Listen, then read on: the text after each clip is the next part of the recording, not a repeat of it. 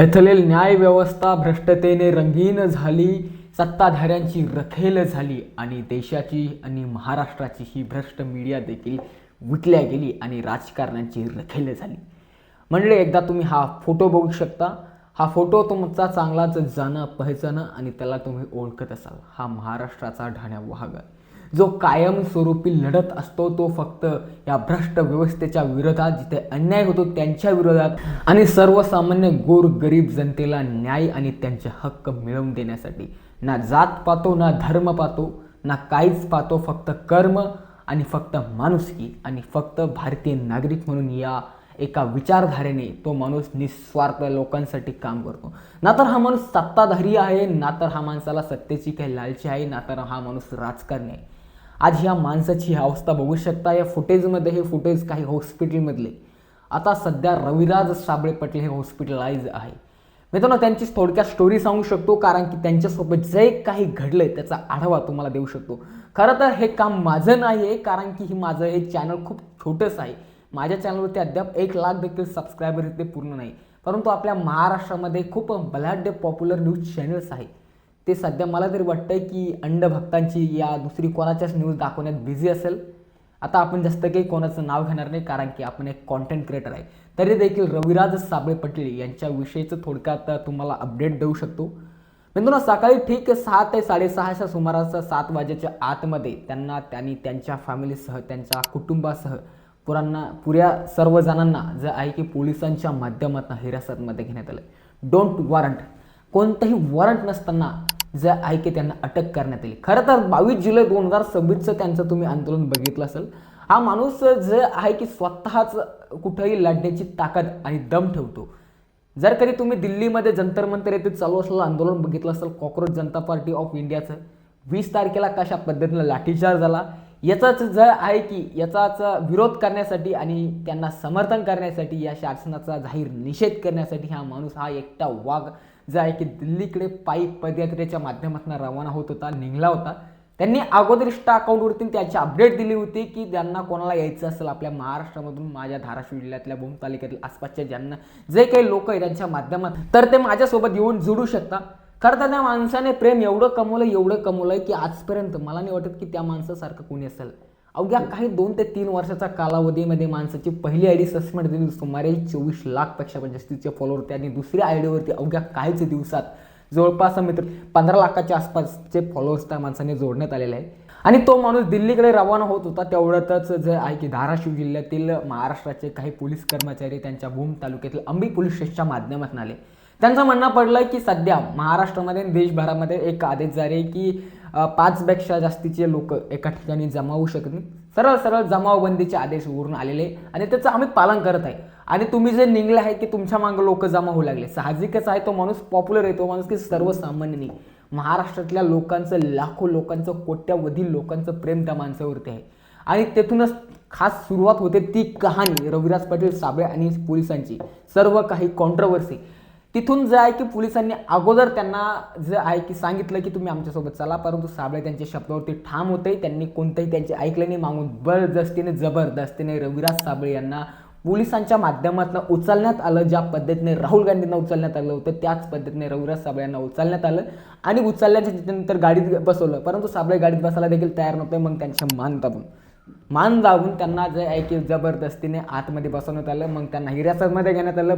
भूम तालुक्यातील जे की अंबी पोलीस स्टेशन आहे धाराशिव जिल्ह्यातील, त्यांच्या माध्यमातून जवळपास सुमारे 4 ते 5 त्यांच्या माध्यमातून त्यांना डिटेन करून ठेवण्यात आलं पोलिसांच्या माध्यमातून.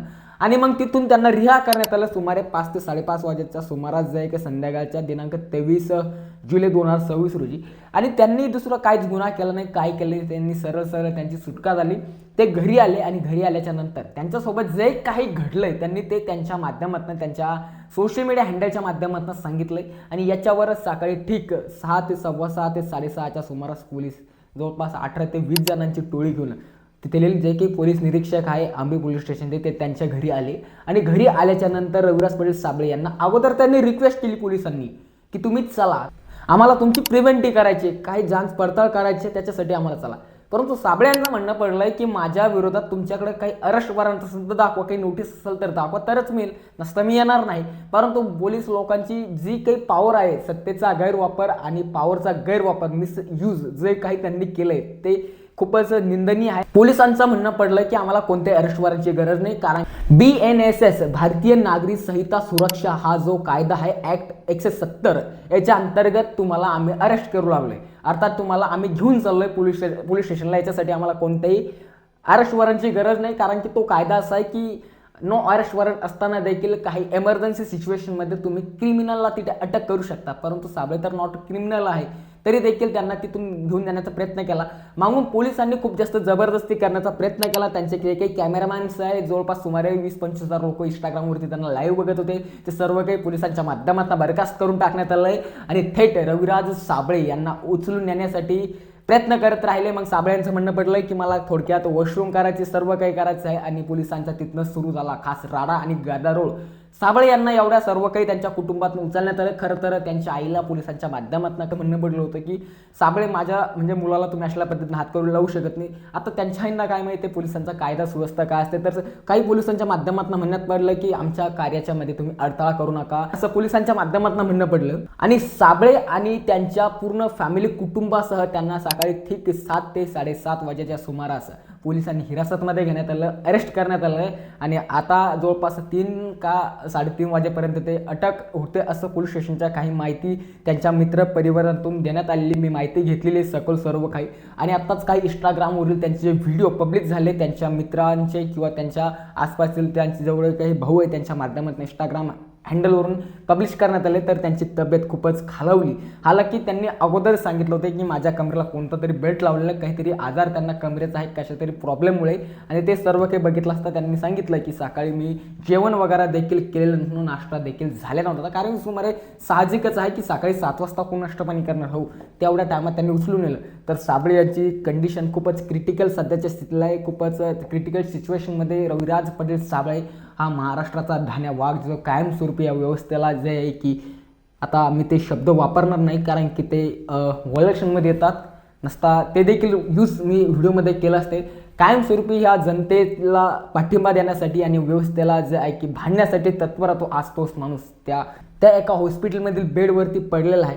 तर मित्रांनो हे सरळ सांगायचं झालं तर हे लोकशाहीचा थेप गळचेंडी आहे, गळा घोटण्याचं काम इथे चालू आहे भारतीय व्यवस्थेमध्ये किंवा भारतीय लोकशाहीमध्ये. सरळ सांगायचं झालं तर त्यांना आज हिरासत याच्यासाठी घेण्यात आलं की त्यांनी व्हिडिओ बनवले चुकीच्या पद्धतीने, कारण की तुम्ही व्हायोलेशन पसरू लागले, तुम्ही लोकांमध्ये फेक नॅरेटिव्ह चुकीचा नॅरेटिव्ह पोहोचू लागले, म्हणूनच पोलिसांच्या माध्यमातून साबळ्यांना अरेस्ट करण्यात आलंय.